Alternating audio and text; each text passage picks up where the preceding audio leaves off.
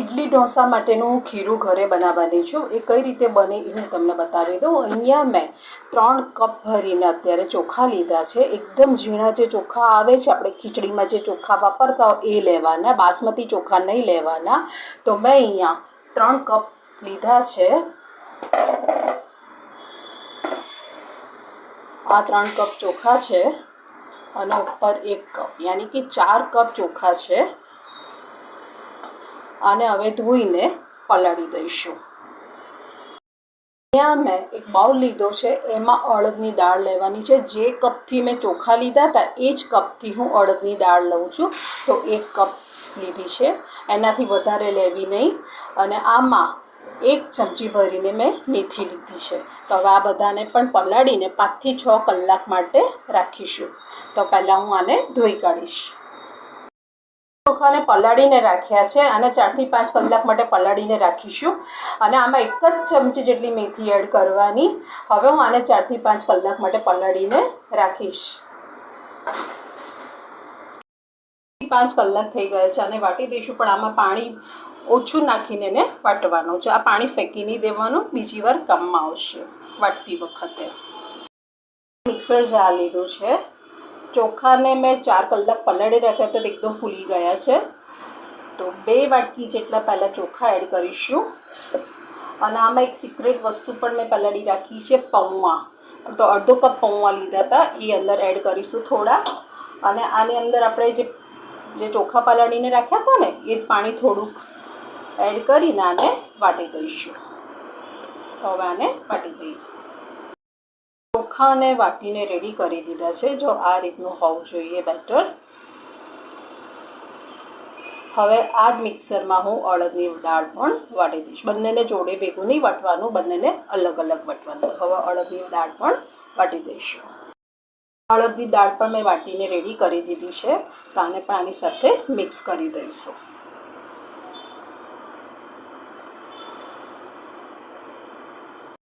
એને હવે મિક્સ કરી દેવાનું। 5 મિનિટ માટે આને આવી રીતે મિક્સ કરતા રહેવાનું।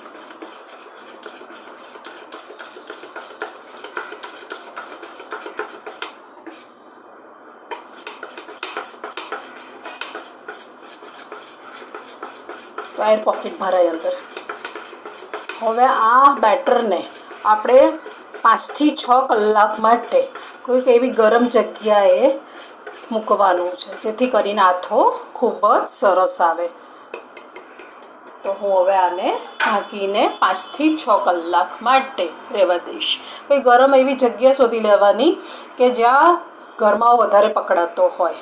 તો આને ઢાંકીને હવે હું 5 થી 6 કલાક માટે રેસ્ટ આપીશ। ગઈકાલે મારે ઇડલી અને ઢોસા માટેનું બેટર રેડી કરવું હતું, તો મેં એને 8 થી 9 કલાક માટે પલાળીને રાખ્યું હતું। તો હવે આપણે ચેક કરી જોઈએ કે આથો કેવો આવ્યો છે। વાવ, કેવું સરસ ફૂલ્યું છે! જોયું તમે? ચેક કરી જોઈએ। જો કેવી સરસ જાળી પડે છે, જોઈ કેટલો સરસ થયો છે। જો હવે આમાંથી મારે જેટલી ઇડલી બનાવી હશે ને એટલું હું બેટર પહેલાં કાઢી લઈશ। તો મેં અહીંયા એક બાઉલ લીધો છે, એમાં હું 5 થી 6 જેટલા ચમચા ઇડલીનું બેટર કાઢી લઈશ। આ ઇડલી અને ઢોસાનું બેટર બનીને હવે રેડી છે।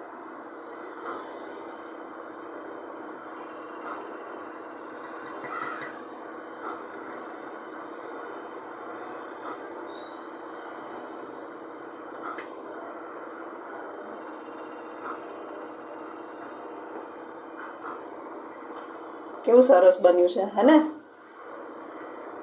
4 વાટકી ચોખા, 1 વાટકી અડદની દાળ, 1 ચમચી મેથી અને અડધો કપ પૌવા।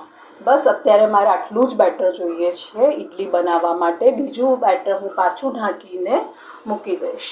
જ્યારે જરૂર પડશે ત્યારે હું ફ્રીજમાંથી બહાર કાઢી લઈશ। તો હવે આની અંદર હું 1 ચમચી જેટલું પહેલાં મીઠું એડ કરું છું। અને આમાં પહેલાં થોડુંક જ પાણી એડ કરવાનું, વધારે નહીં। તો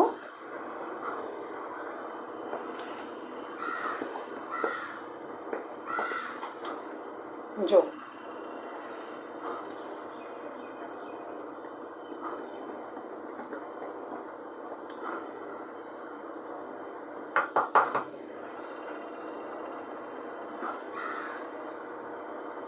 તો ઇડલીનું બેટર બનીને રેડી છે. તો તમને મારી આ રેસીપી કેવી લાગી? જો સારી લાગી હોય તો લાઈક કરજો, કોમેન્ટ કરજો અને સબસ્ક્રાઈબ કરજો. Thank you for watching. હવે ઇડલી આમાંથી કઈ રીતે બનાવવાની એ પણ હું તમને જણાવી દઉં.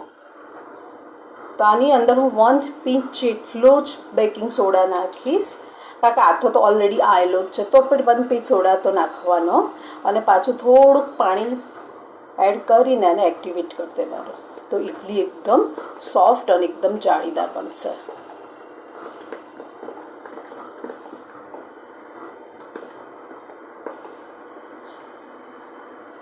મેં ઓલરેડી ઇડલી માટેનું પાણી સ્ટીમ થવા માટે મૂકેલું છે.